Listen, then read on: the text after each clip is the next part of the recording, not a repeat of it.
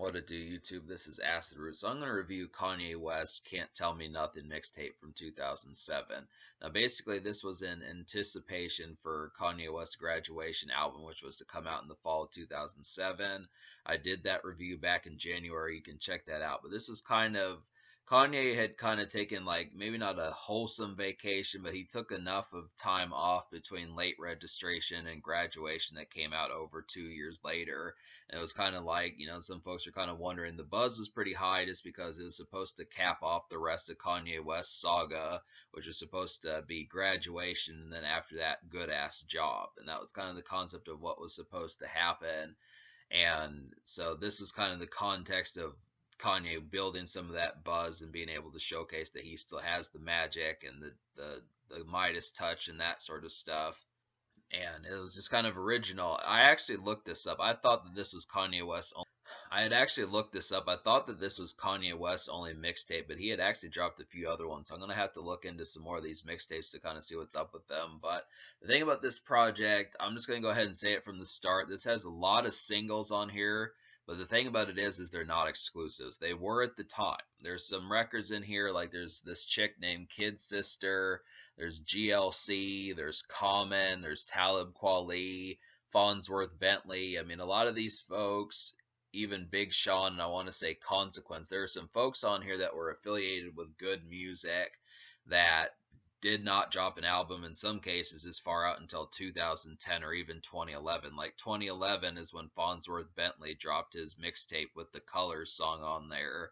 And like Kid Sister did not drop her album with Pro Nails on it until like the fall of 2009. So there just were some of these that the insight of this project is particularly large just because it's surprising how many songs that were managed from this project and later wound up on albums years later. And that was kind of the concept. It definitely has a good insight, but unfortunately, because of this mixtape's insight, it kind of botches it just because it doesn't have any exclusives. It has at least one exclusive, apart from a couple remixes to like Throw Some D's and Buy You a Drink by T-Pain, Throw Some D's by Rich Boy and Buy You a Drink by T-Pain, and then a remix to a Neo song.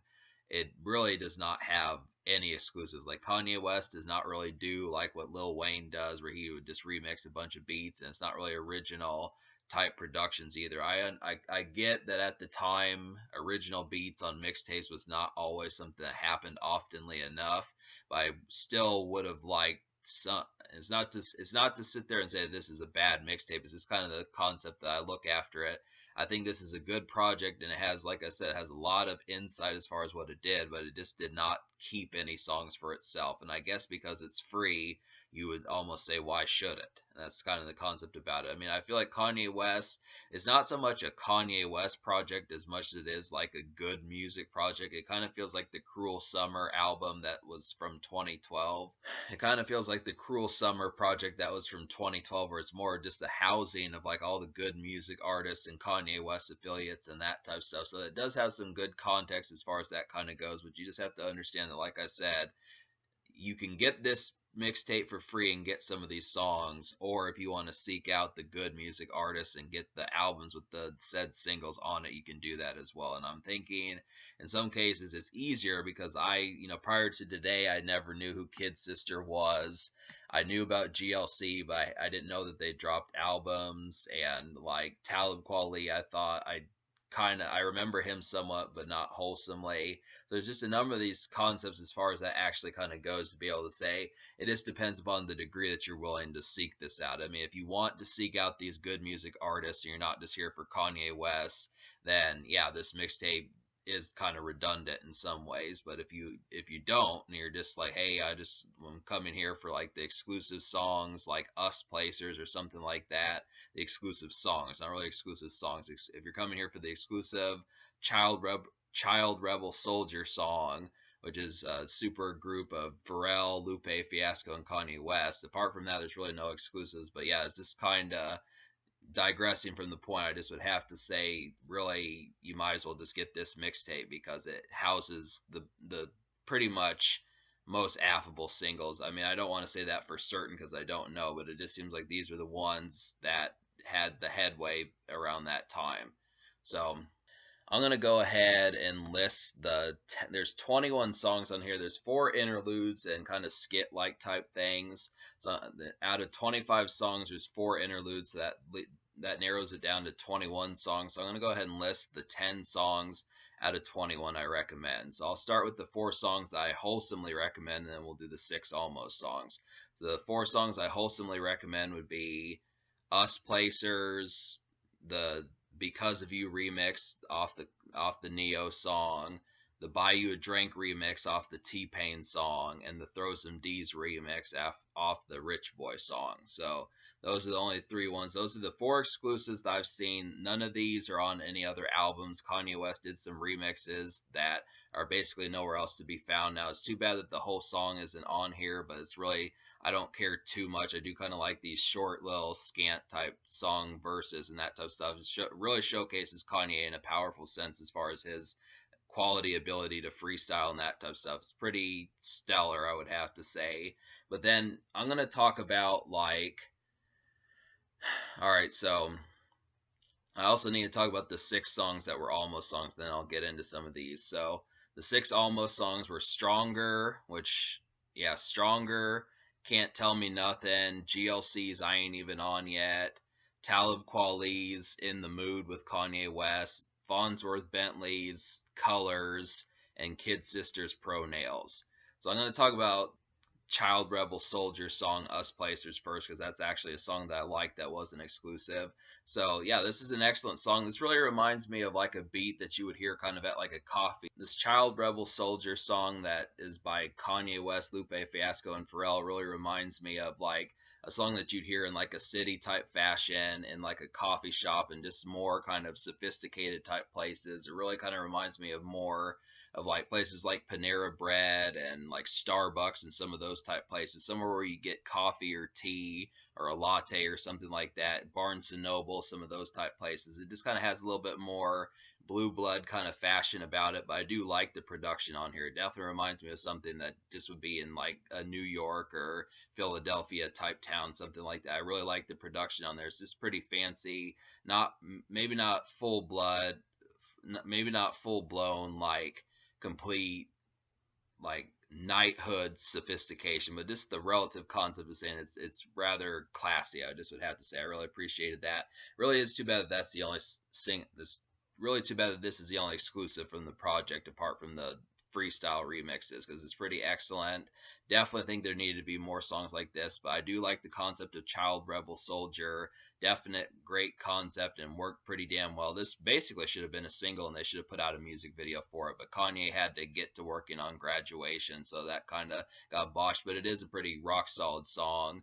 And to talk about some of these other ones that are almost songs, like I'm not going to talk about the Kanye West songs Stronger and Can't Tell Me Nothing, because those are just on Graduation, but like GLC's I Ain't Even On Yet, it's a real kind of bellish, kind of real GLC's I Ain't Even On Yet, it's a real bellish and kind of smoke ready type song. I definitely feel like this is a great hotbox kind of song.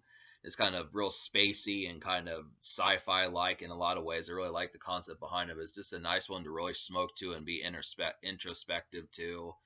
And Talib Kweli's In the Mood. There's some really butter smooth songs here. I'm going to talk about these. Talib Kweli's In the Mood with Kanye West is a real butter smooth one, and so is Farnsworth Bentley's Colors with Pimp C and Lil Wayne. Pimp C has like annihilation type swag on the song. He really eradicates that song. And then Lil Wayne being a razor